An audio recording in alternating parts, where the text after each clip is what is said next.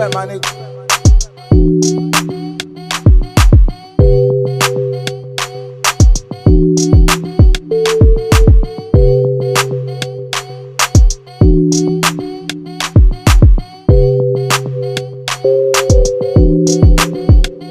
What inspired this piece?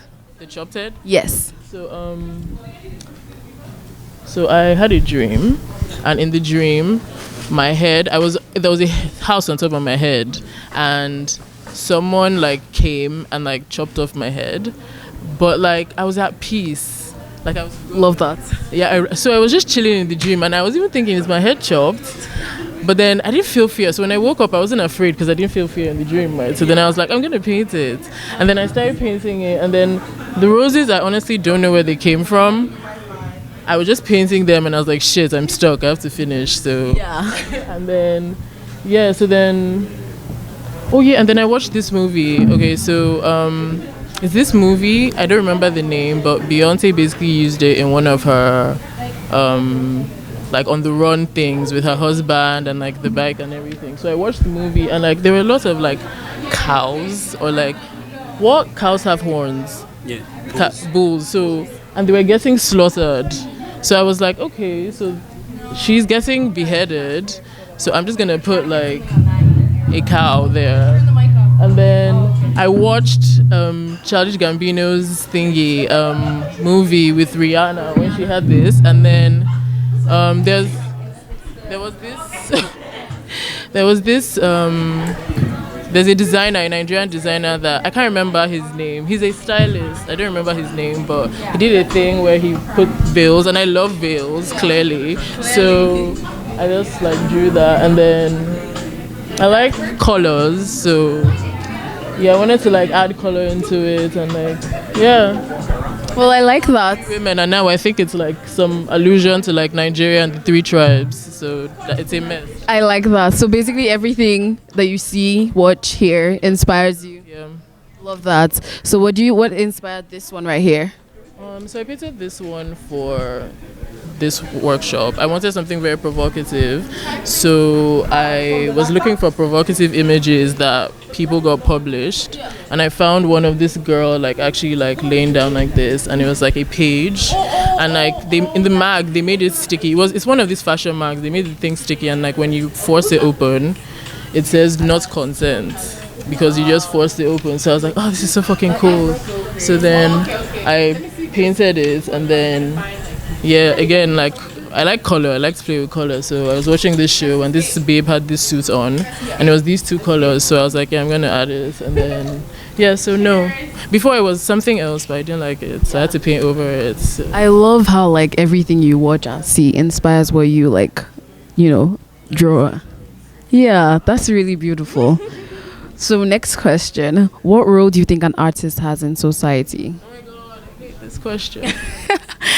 I feel like it's no one's obligation to do anything, but if someone decides to do something, then you should like commend them for it. That's just how I feel like. But I don't think we should like force anyone. But Yeah, of course. it makes you a good person if you say something, if you see what's going on, right? Yeah, no, you shouldn't just keep quiet if you have the power to like do something. Yeah. Love that. Last question, what is an artistic outlook you have on life? An artistic outlook. So how do you see life in terms of art? They win. You can like turn everything around. You can always turn something positive, negative to positive. I like that. Actually, like yeah. So I love that. Well, you're winning because these are very amazing. So thank you very much for being here. thank you. You're welcome. You're welcome. So what inspired this piece? Basically, it's sort of like a representation of how rape victims feel like after the incident and stuff. Like so, like they get anxious and like traumatized and stuff like that. If you're trying to define or explain anxiety, right? So just think of like a bowl of water, right? And you put the paper on it, right? If you literally tip just like the slightest bit, the entire thing is floating, right? Like it's sinking, right? But before then, it's floating. So that's what I just thought. I'm like, all right, I should make like pieces centered around like anxiety. So like most of them, like you see, are like just going like deep in the water, and this is like probably my favorite piece, right? Yeah. Because it's like just in limbo, like it's just floating, just there, like all right, cool. Yeah. It is whatever, you know what I mean? Yeah. I made 3 of them black and white, and this colored because like this is she's going heads in, like deep down. You know what I mean? Like, down in. yeah. So that's basically what inspired it. That's wonderful. So what role do you think an artist has in society? I feel like they could shape society based on how they see it, right? Because like, so now this is me trying to explain how I think I like, anxiety is, right?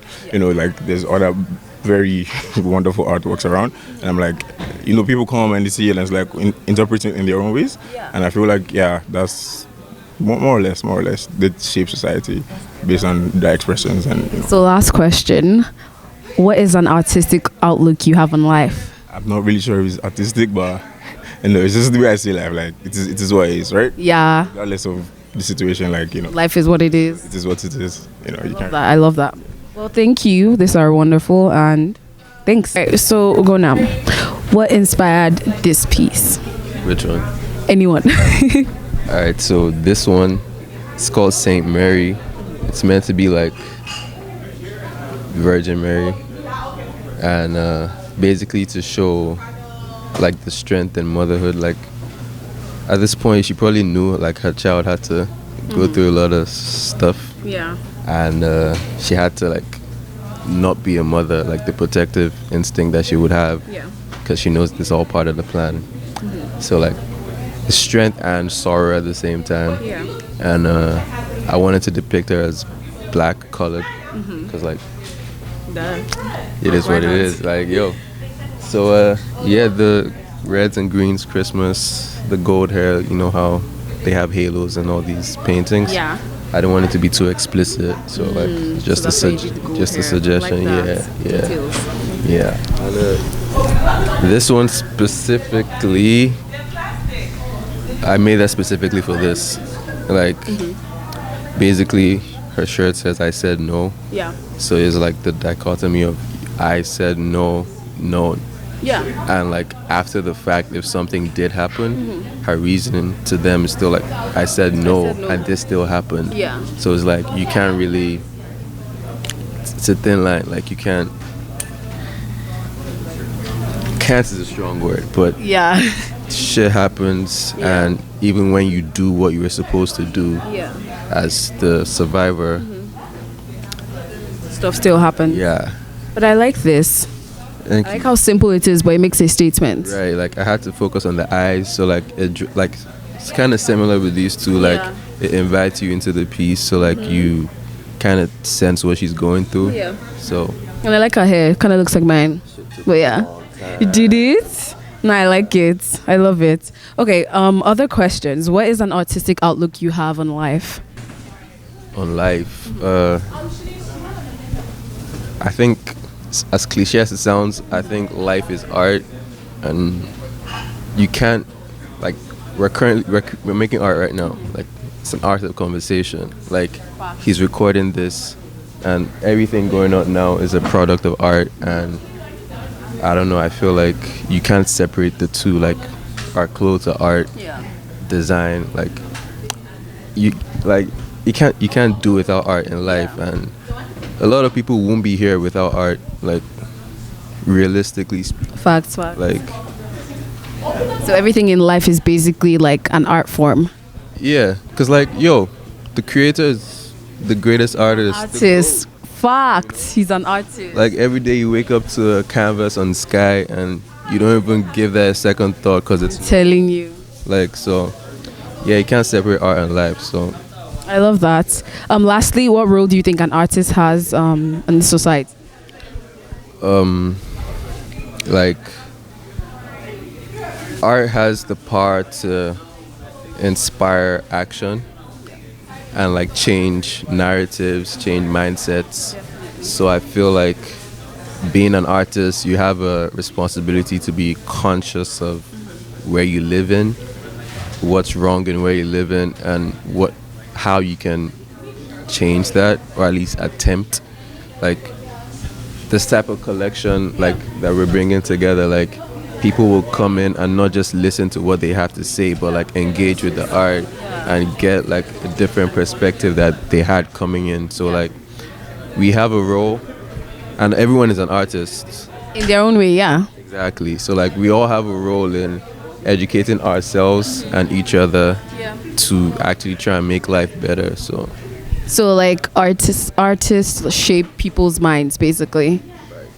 Exactly, because we're constantly being taught something, even if we are not conscious about it. Like In music, in dance, and everything. everything, the news, and that's an art form in itself, but intentionally propaganda. But you know, like if you know the power of art and visuals and subconscious, then you can tap into that in your own practice to make a positive influence instead of what the rest of motherfuckers do. So. Well, thank you very much, and I love these pieces. So thank you for being here. All right, bye. So what inspired this piece? So for the first one, it was more of in the beginning. It's pretty much biblical, showcasing the colors are very flat and like pastel colors, and everything that was before the earth got created. That's kind So of the beginning time. yeah. Love that. Love that. Thank you. What role do you think an artist has in society? To make something out of nothing, I would say, to bring out something that people don't think of, just bringing out things from your head, and that inspires people to do a lot more than they should. Bringing out things from your imagination. Love that. Yeah. What is an artistic outlook you have on life? So how do you see life in terms of art? I would say details, more of details is the little things that really matter as art. If a shirt has those little tiny stripes or tiny dots, those are the things that really bring it out. Yeah, I like that. I like that. Well, thank you. And these are very beautiful. So thank you for being here. Thank you. So Tama, what inspired this piece? So I'm going to choose this piece to speak on because I just find that in a lot of like instances, like parents and like even like co-workers, like just there's always someone talking about how women should dress, how we should be, and it's just like a reminder for women to like, you know, not even just women, to the public, everyone else, like, you know, let us be who we are, basically. Exactly, just as it is. I love that. I actually like that. What inspired this one? So that I'm Nigerian, of course, and this is actually a piece that I saw on Young Nollywood's page, and it's Dangerous Girls. It's Oge Okoye, and I just love how there's a lot of center within like women and guns in Nollywood. So it just, to me, it screams like strong woman. Like I do whatever I want. I protect myself, you know, at whatever cost, you know. I actually really like that. Protect yourself. I do what I want. Love that. Next question is, what role do you think an artist has in society? I think an artist's role is, there's just a large expense basically on what we do in the society. I think definitely the first one is like building community and like just being able to inspire other people through like your consistency, yes, in art, because I do feel like it's very easy to get caught up in like life and like what else is going on around in the world that you're not as like creative. But I think that just coming back to that, it's a source of meditation as well. So you also inspire people to be creative themselves and inspire them to just like meditate and, you know, have a sense of relief when they look at your art. Being able to be like patient with yourself and like just taking your time to like bring what you like envision to life. Love that. Love that. What is an artistic outlook you have on life? So how do you see life in terms of art? Okay. And with art, I think art is everything. It is what I wake up and do, and like I breathe it. It's like the first thing I'm thinking about. It's like it's what I do for a living. So it's just crazy that in every instance, like whatever you put your mind to, you can succeed in that. No matter how like intricate that field is, like there's space for you to exist, and that's what I think being an artist is. It's carving out your path, basically. So you're saying art is basically pushing yourself, reaching your destiny, your purpose. I love that. Yes. So art is just definitely pushing and like just inspiring other people by creating. And to me, I just feel like it's very important to to be consistent, because I feel like that's the first step as an artist, and consistently just follows in like different aspects of life, not only just waking up and painting, like making your money, like eating properly. That's consistency. So guys, be consistent, be disciplined, and you be creative for sure. Thank you very much, and your pieces are lovely. Thank you for being here. Having me. Thank you so much for having me. You're welcome. Hi. So I was gonna ask you, what role do you think an artist has in the society? I think an artist can challenge like a particular discourse. So I think pretty much you can add art to like anything that's like going on in society. Art is imagination. So it's like what exactly like you want to see happen like in the world around you, or what you want to see like happen in like your own world. And everybody has their own like interpretation to like artwork, so that's something that's beautiful as well. But I think when we're talking about like consent, I think it's great that we're bridging like artwork and basically talking about consent, because like there's art and then there's activism. So I think like this is a form of like artivism.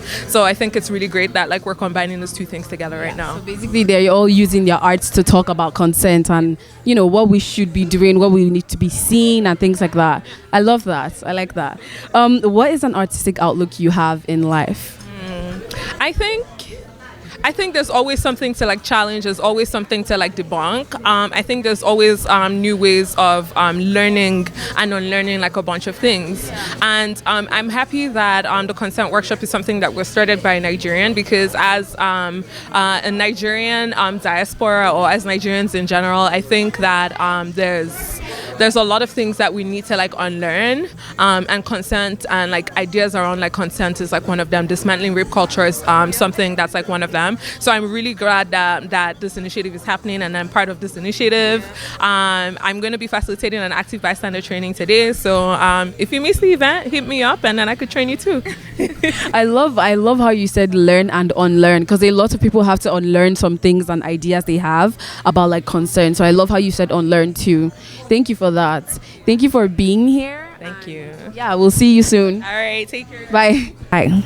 What role do you think an artist has in society? Okay, I think artists play different roles in society. As an artist, you impact people's lives differently, be it negatively, positively. You put your artwork out there. So being an artist is very important, because people look at you, right? Whatever they see you do, people want to follow.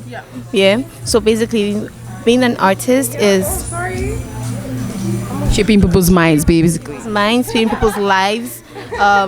Basically influencing, especially youths, influencing everyone. That's Because they put a lot of things out there, right? So they're going to influence people with their drawings, with their music, with a lot of different things. exactly. Yeah, I like that. Last question. What is an artistic outlook you have on life?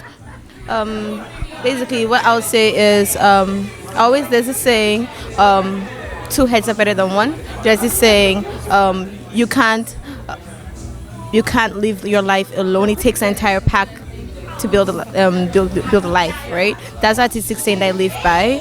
And we need each other. That's why we're here, right? In the constant workshop. We're a community. To survive, exactly. I like that. Two heads are better than one. We're all a community. We're meant to help and uplift each other and help each other to grow and things like that. I like that. Thank you very much for being here. Hi. So I wanted to ask you, what inspired this piece? It was inspired by Port Harcourt and the Niger Delta. From Port Harcourt? And I lived in Warrior, but I've never been to Port Harcourt. So it reminds me of how the militant guys always fight for their land or the oil or like whatever they feel like is their rights to fight for, which I think they should, because then the government people, which are probably these two guys, they are not looking out in the best interest of the people. So it's more like they're about to ask questions as to what's going on. Why is this side greener than the other side? Why is that side more rocky? So it's like they have all the money and they just cause chaos, hence the rockiness. And like everything is soft and nice here, but they don't have money. They're in like cantes and in body paint and dusty and stuff. So yeah, they're basically trying to ask questions as to what meant. Yeah.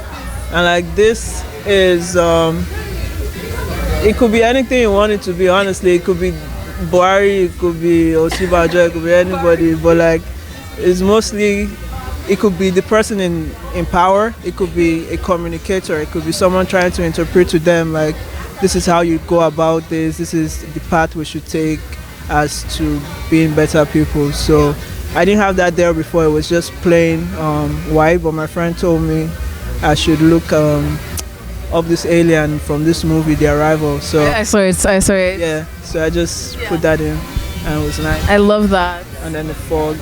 Yeah. I like that. Thank you for that. My last question is, what is an artistic outlook you have on life?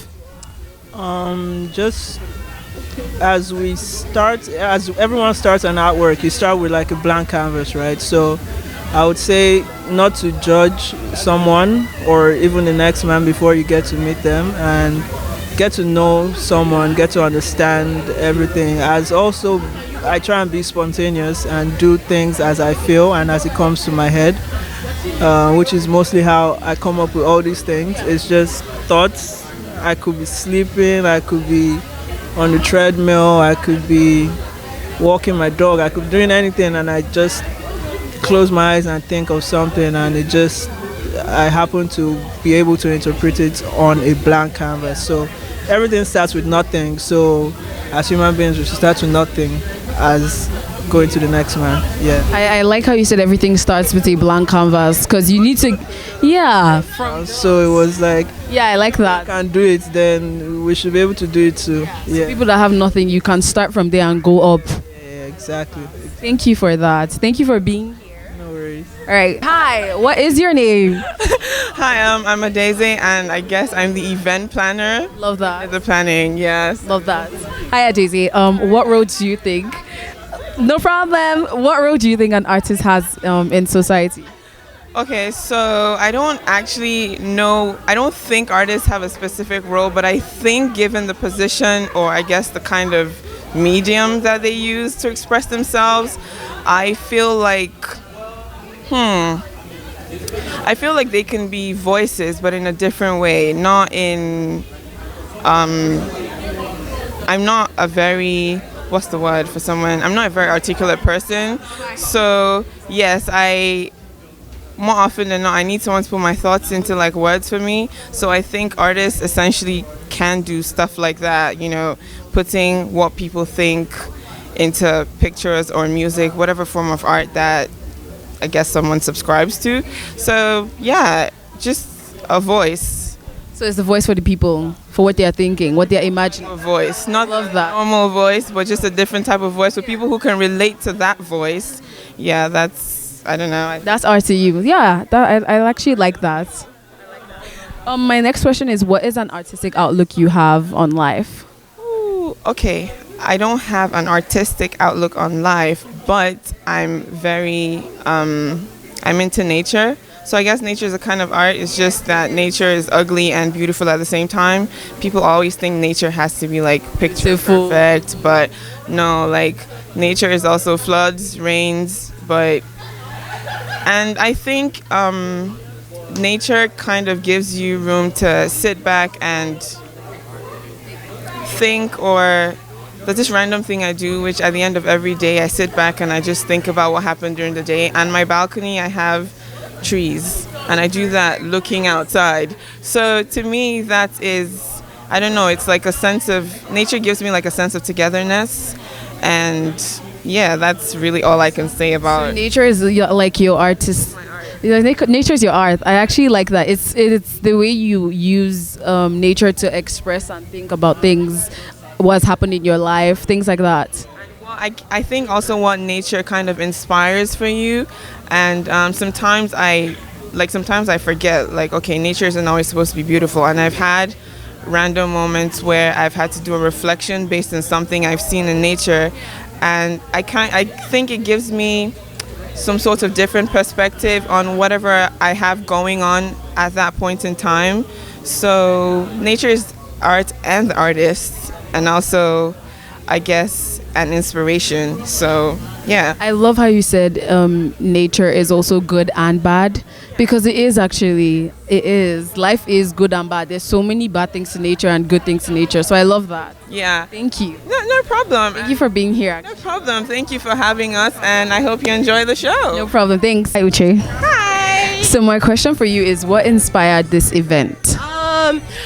The concert workshop obviously has been around since last year. We've run events generally to teach consent, rape culture, or just to dissect topics that are in relation to sexual abuse and sexual violence. And in this particular event, we're trying to have a space where people who are talented and marginalized can actually come out and show their works and talent while learning. So the whole idea was for me to just have a space where people who genuinely would not have access to get to display their works like this are able to do that. For example, Theo, it's the first time displaying our artists for the first time. So like having to give someone a platform like this is truly amazing. At the same time, we can all learn. Art is very therapeutic. Like it's a great way to actually heal from sexual abuse. Like I know victims who actually use art to actually heal. So just being surrounded in a space like this just makes the learning easier. So I guess I would say what inspired me. I love that, and I'm glad that we're all here doing this, bringing the artists together. Excited. I like that. So my other question is, what role do you think an artist has in society? You kind of already answered it, but if you want to go more into it, what role do you think an artist has in society? I feel like there are necessary in telling stories. So things that we might not know how to say necessarily our words, artists are very great at painting it out, taking pictures of it. I'm not talented in that way. Okay, not me. I support art a lot because it's genuinely helped me. So they really play a role in telling stories and just being their safe space. Art is a safe space where people can express whatever they feel like. And even if you look at the tables, we have like art pieces for people to draw their feelings out. So it really does help. So they play a role in really the healing process, I would say. I actually really like that. And even with the tables, with everything, it's a way of everybody to be like artistic and therapeutic. I like that. They can just roam free, write their feelings out, and even the artists, because they've been working on this specifically for this event. We gave them free reign to do whatever they want. That's why you see like a variety of different kind of art. They can pretty much like from any perspective, whether it's a man or woman, tell any story, and it's really beautiful to see everything together like this. It is. Thank you for that. Last question: what is an artistic outlook you have on life, or like how do you see life in terms of art? Life is like a paintbrush. You paint what you want to paint out of it. I like that. Paint what is in your mind. Paint what you want. So you make what you want to make out of it, and honestly, that's really my artistic view on life. I like that. Produce anything. Produce anything with like your paintbrush, with whatever inspires you. That's exactly how. Yeah. I like that. Thank you so much for doing this. Thank you for being here. Welcome to the consent workshop. We're out here circa July 2018. Catch you at the next one. Bruh. So guys, we're having the panelists going to come up soon. So everybody look at the art, enjoy the show, and thank you so much for coming. Bye. It's really reinforced in our pop culture. Like the songs we listen to, the tropes in every romantic comedy, these comedies that are supposed to be so wholesome, Disney type shows, the jokes, whether it's more homophobic stuff around rape culture, like don't drop the soap, or if it's more everyday stuff like, oh, she's two drinks away from saying yes. And so when you talked about the drinking before and those stereotypes, I think it's really important that it really is about entitlement. I want what I want, and I can do all these things to have it, and that's what rape culture is. It's propped up by certain people consistently being entitled, not just around sex, but it extends to sex because it's in every element of our lives.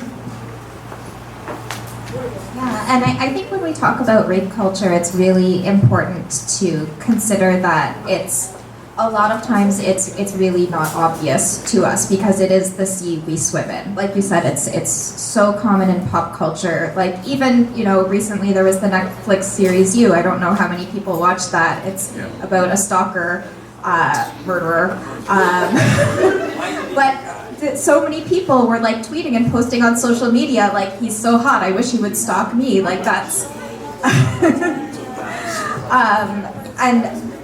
and I think what is really important when we engage with discussions about rape culture is thinking about like not the, when we think about rape we kind of think like dark alley, stranger, whatever, but to think about the small acts that involve a lack of consent and the ways that so many of us have participated in those and the ways in which we can change and ameliorate our behavior to prioritize consent in all of our interactions.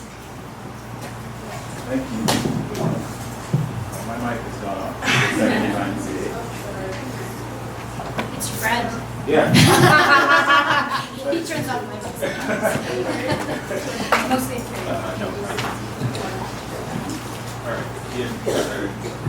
Thank you. Thank you guys for your responses to that question. I've heard some very important things from entitlement and privilege, and I'd like to follow up with that. How do entitlement and privilege feed into the narrative of rape culture? Sorry, I have to jump back up here. Entitlement and privilege. Yeah. Well, I don't think rape exists without it, and I think that, as you just said, Em, that we think that rape is always a form of physical violence, and it is a form of physical violence, but it's usually facilitated by entitlement. It's not always about being held down. Often it's about being manipulated. We have a multi-hundreds of million-dollar industry for pickup artists. And picking up is now about manipulating someone into sex. It's about demeaning them so that they're desperate for you, and this is what has become our norm, right? And when you think about rape culture, just the language, people they like to tell us we're triggered, but they're triggered by it. Like straight, mostly white, mostly entitled men believe that if we use the word rape culture, we're calling them rapists. And I think the other thing is that good people do bad things in a culture that tells us that we should manipulate one another, that we should have them have an extra shot.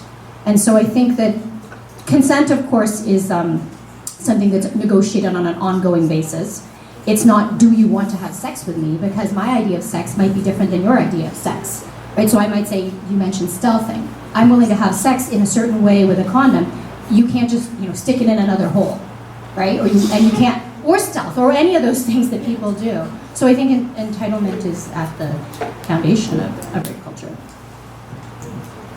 So you pretty much covered everything I wanted to say about entitlement. So I'm going to speak to the privilege piece of it. I think that's something that we sometimes forget, is how our identities and the privileges connected to those identities really influence and affect our ability to consent and to not consent.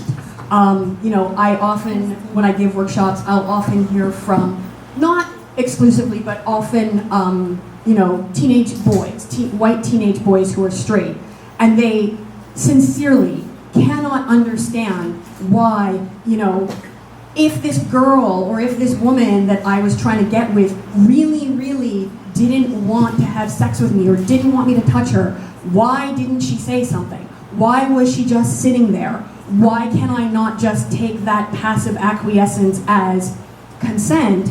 Because what they don't understand, because they haven't had that experience, is that, if you're a woman, if you're a person of color, if you're a black person, if you're gay, if you're trans, it's very likely that your entire life, on some level, you have been taught to acquiesce to people who have more social privilege and power than you do. That even as a child, what I was taught was, you need to acquiesce and you need to conform to whiteness, because that's what's going to keep you safe. Do what white people expect of you. Be respectable in the way that white people conceive of respect. Go to their schools, obey their rules, be polite to them, dress a certain way so that they respect you. And all of those messages say, okay, well, if there's a white person in the room, I as a black person need to prioritize their comfort, I need to prioritize their feelings, and so if that person is coming at me and is like, hey, I want to get with you, then maybe what I'm thinking in my head is, okay, well, I don't want to make you mad. I don't want to hurt your feelings. I'm not going to start yelling and screaming and kicking, and because that's not polite. And all of that's been baked into you when you're vulnerable and in a sexual situation and with someone that you very possibly really like, it's very hard in that moment when you're super vulnerable to suddenly toss all that out the window and be like, hey, now I'm going to assert myself, stop it. And so I think that's something that we really need to take into consideration, is who are we with, what privilege do they have, what privilege do I have, and how might that affect this interaction, and how easy is it for them to say no, or yes, but I want it this way, or maybe not now, but maybe later. And I think, yeah, privilege plays a huge role in that.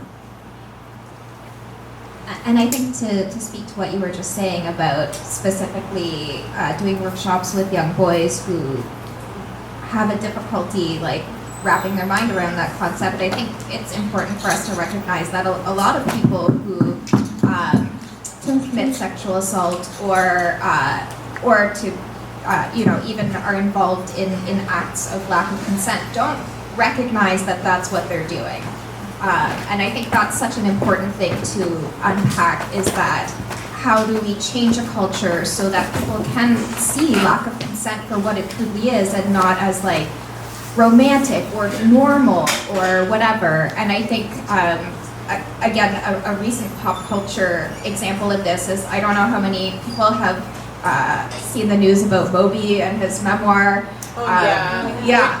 With Natalie Portman. With Natalie Portman, yeah. He wrote in his memoir that he dated Natalie Portman when she was 20. 18. Yeah, he said 20. She was 8. She was actually 18, but I guess he wanted to make it seem less creepy. But he said that they dated and that in the end it didn't work out because he wasn't ready to commit. And she came back with like, no, we never dated. I saw this situation as you as a creepy older man who was making me uncomfortable. And I think it's really interesting to see like they have two completely divergent viewpoints on the issue. And I think, as someone who has been a young woman, I can think of so many times when I have kissed someone or gone along with them or kind of whatever because I didn't feel it was within my capacity to safely say no.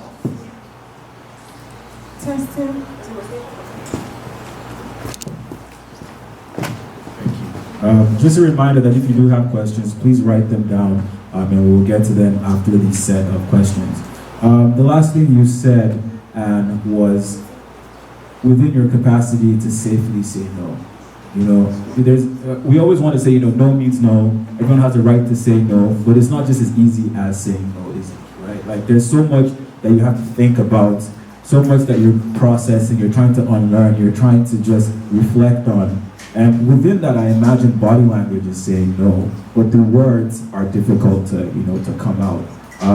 And I think it's important when we think about that moment between two individuals where sexual harassment occurs, is that, it's not as easy. The privilege plays a huge part in that. And I'm sure some of us may have situations where we have to pick our safety over, our rights to say no. And it's a very terrible reality. It sucks, plainly, and it really shouldn't be that way. And a couple of things we mentioned now is how this is so deeply embedded in our culture, in our society. And I think within society, language is how we make meaning of things. So the language used in rape culture definitely plays into the fact that it thrives. And I want to ask, how does name calling and like insults and the derogatory labels we use, how does that function to maintain societal power structure?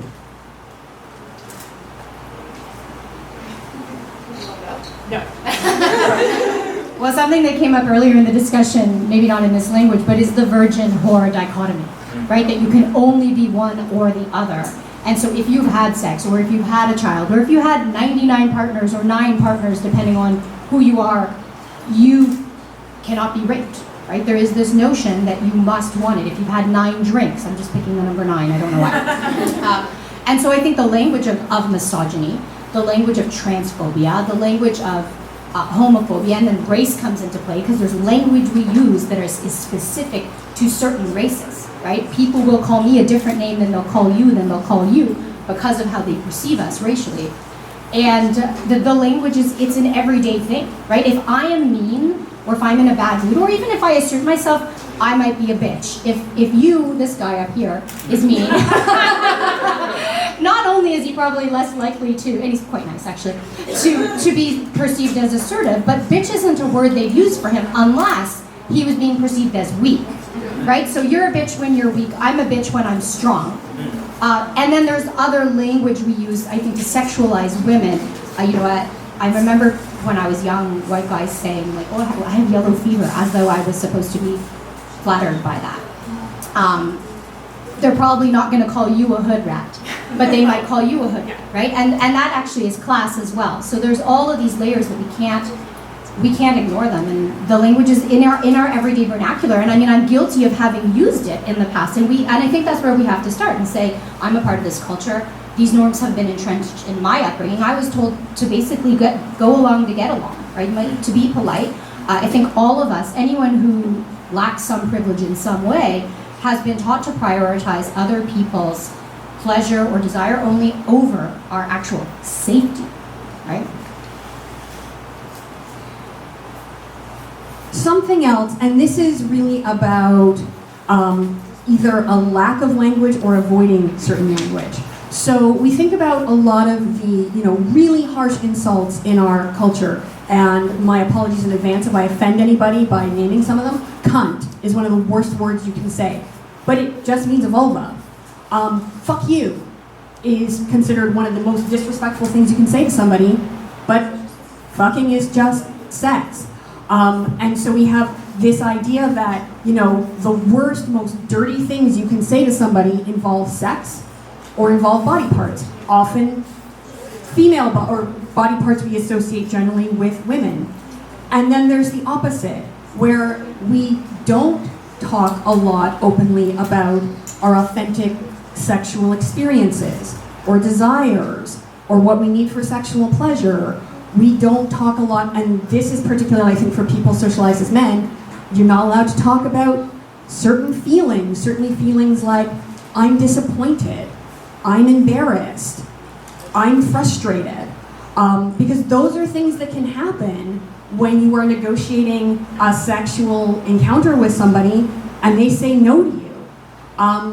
A lot of people that I talk to, but again, especially men, one of the challenges they have, and I think it's an utterly legitimate challenge, it's not an excuse not to practice consent, but it's a challenge, is they're scared.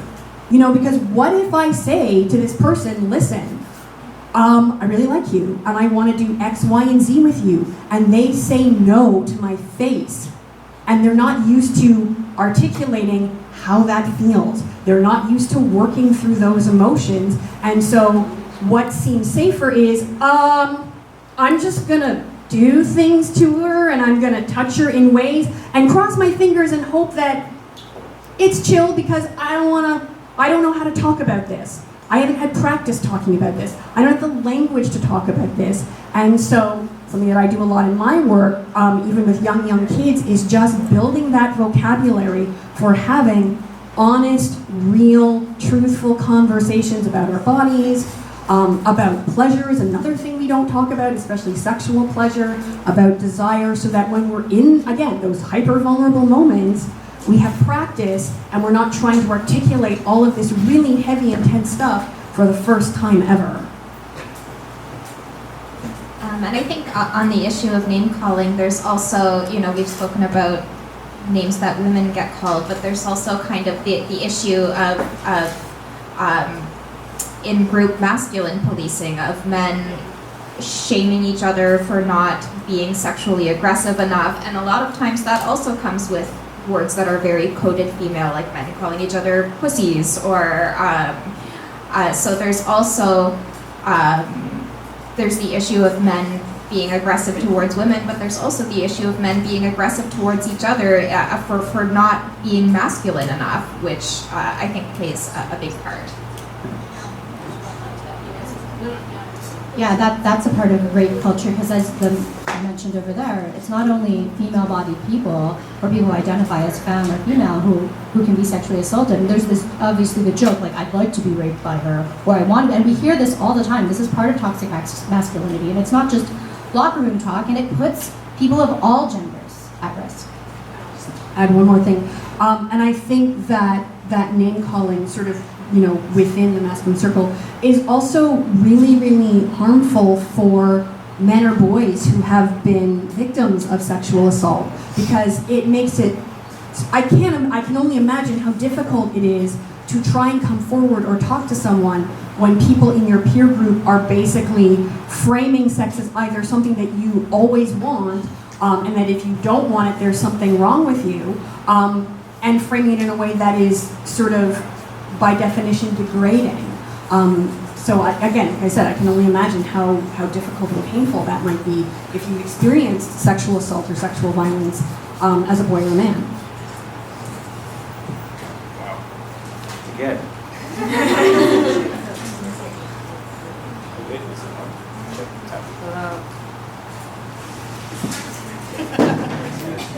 I have to drag you up here. Your responses to that fits perfectly into the next question, and I think this is going to be our last question based on time. But thank you so much for naming, some of the things that we are sometimes left out of the conversation about rape culture and consent is with language and how men take language related to women's bodies and use that to sort of dehumanize themselves, right? Again, calling your friend a pussy or a bitch because he didn't want to have sex with someone or wasn't as aggressive as you think he should have been. And in that moment, as a guy who may only know rage or anger as my only one emotion to go to, or aggression, for example, in a situation where I'm told no, that's me feeling like my needs are being threatened. And the only thing I can do now is to be aggressive to get those needs met. Toxic masculinity for sure. And now this question says that there is a growing movement of men working to end men's violence against women. And despite the fact that majority of men don't rape, many men stand by and let it happen, either by not intervening in a direct sexual assault or a problematic situation.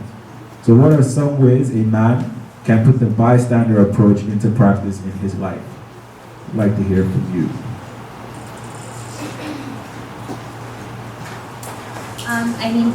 I think a big way that men can help is by obviously learning to say to other men, like, hey, that's not cool, you shouldn't be saying that to her, that men can learn to step in and de-escalate or defuse situations.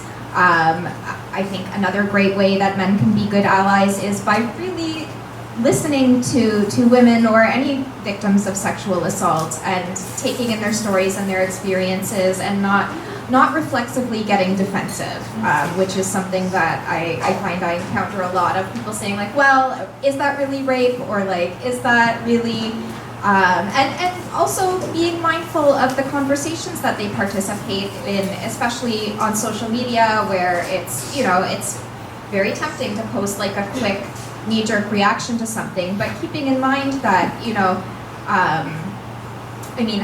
how many women have been sexually assaulted? Like 2 out of 3. It's a very high number. So if you think of like that, the majority of the women in your life have experienced sexual harassment or assault, and they're all seeing how you react to things, and every time you say something that's maybe incautious and not thoughtful, they're marking you as not being a safe person to be around or to disclose to. One of the best pieces of advice I was given around bystander intervention is, if at all possible, find yourself a buddy to intervene with. And it doesn't have to be someone who's your actual little literal friend.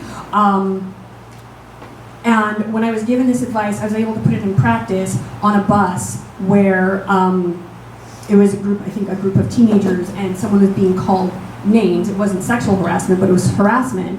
And by sort of turning to someone else on the bus and being like, are you hearing this? This is fucked up. Should we do something?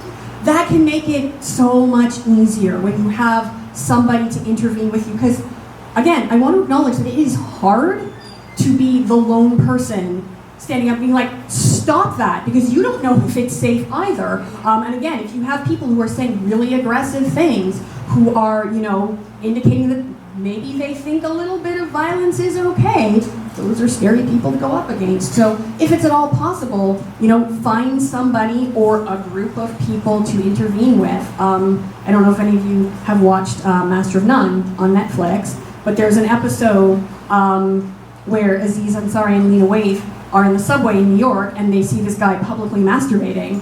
And yeah, they have to have this little powwow, and they're like, oh my gosh, like, this is not okay, can we do something? And they're like, we can make a citizen's arrest, that's a thing we can do. And so then they stand up and walk up to the guy, and they're like, we're making a citizen's arrest. That is a thing we can legally do. And once they do it, then other people join in and are like, yeah, we saw it too. Knock it off.